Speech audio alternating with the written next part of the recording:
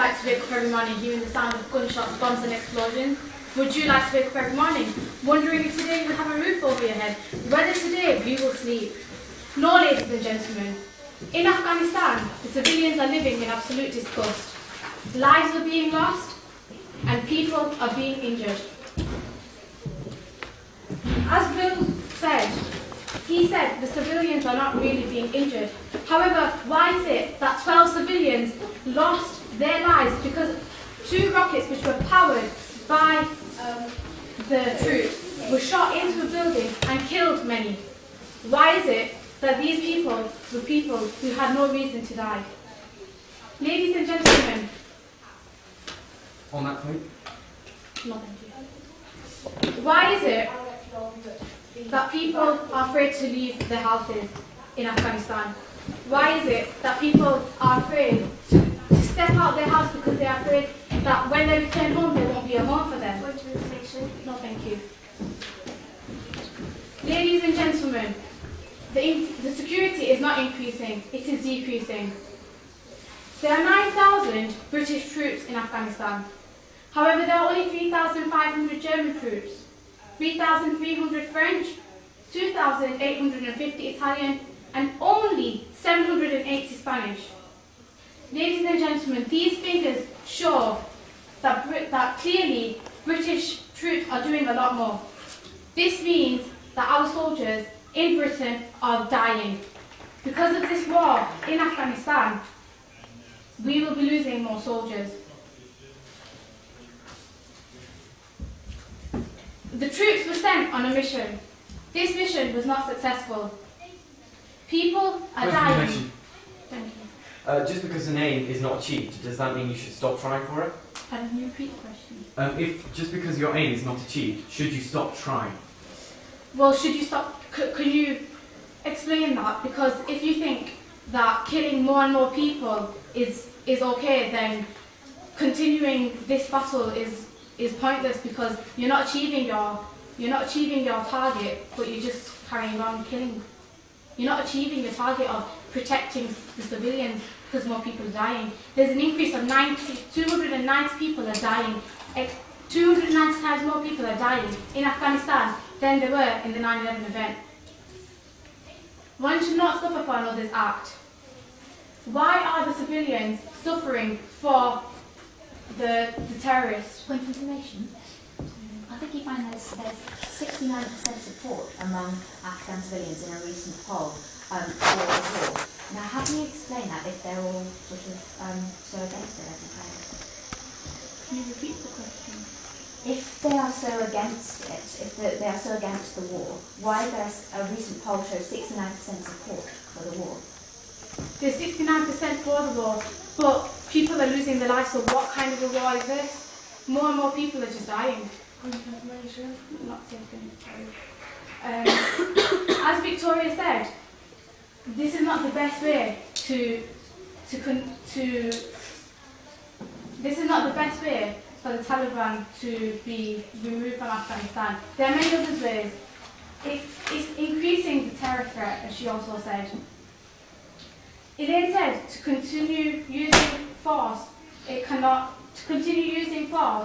it means that people will die. Is it okay to lose the life of people? No, it is not. If we don't end the war now, the war will end us. Thank you. Ladies and gentlemen, should coalition troops be removed from Afghanistan? It baffles me that we're still discussing this. I mean, are we living in the so-called fast developing world? Is the world still flat? However, as we are discussing this topic, I'm going to look at 3 main points why we believe, as a proposition, we are for this particular motion. The increasing support of the British public to move all coalition troops from Afghanistan, the increasing deaths and casualties of the coalition troops, and the economic side of the war, which is not doing justice to anything or anyone. Afghanistan, a place where homemade bombs are buried under seamlessly every road.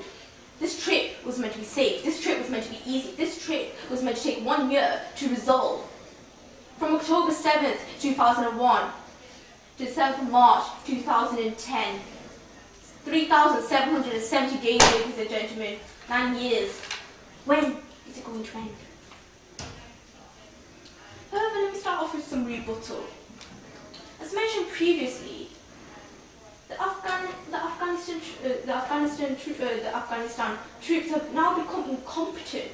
However, the coalition troops have been there for 9 years and have been training alongside with the Afghanistan troops. So 8 months, even though it seems short, they have had 9 years of experience, which is exactly what the opposition are suggesting: more years of experience, which is exactly what is happening.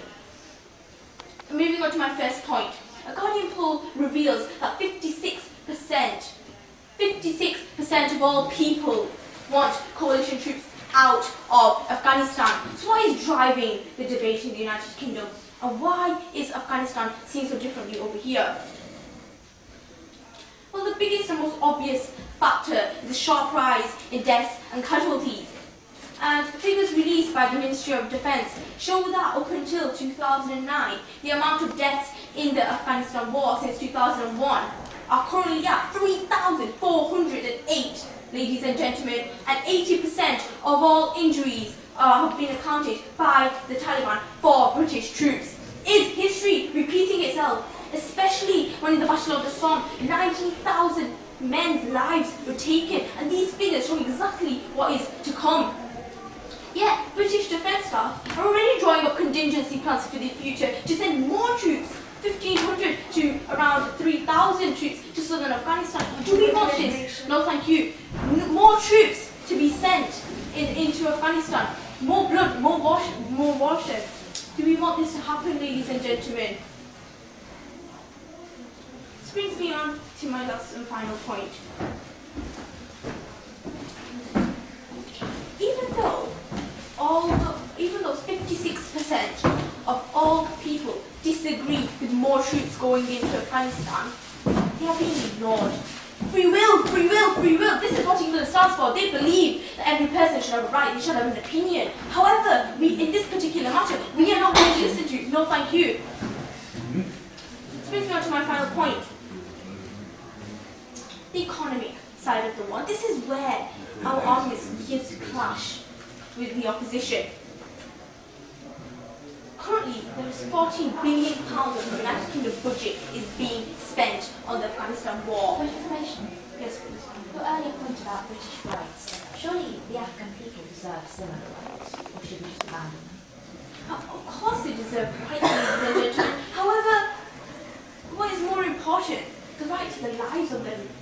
By the coalition troops remaining in a secure environment and peaceful negotiation, as previously mentioned, we are giving civilians, the Afghan civilians, a secure and happy future. Going back to my previous point, £14 billion is spent on the economic side of the war, ladies and gentlemen. And hence, what can you do with £14 billion? Many may argue, oh, it's only money. However, 60,000 teachers can be paid with £14 billion. We can benefit this education system. 77,000 nurses, 23 new hospitals can be built. Benefit the health system, ladies and gentlemen. We are living in an economic crisis, and as previously mentioned, that we need to provide the troops with utilities. However, we have money to do this. Ladies and gentlemen, we are living in an economic crisis. It's a credit crunch, a difficult time for all of us. So therefore, we should be saving every single penny. Nevertheless, spending 40 billion in a pointless war, because no one is winning, ladies and gentlemen.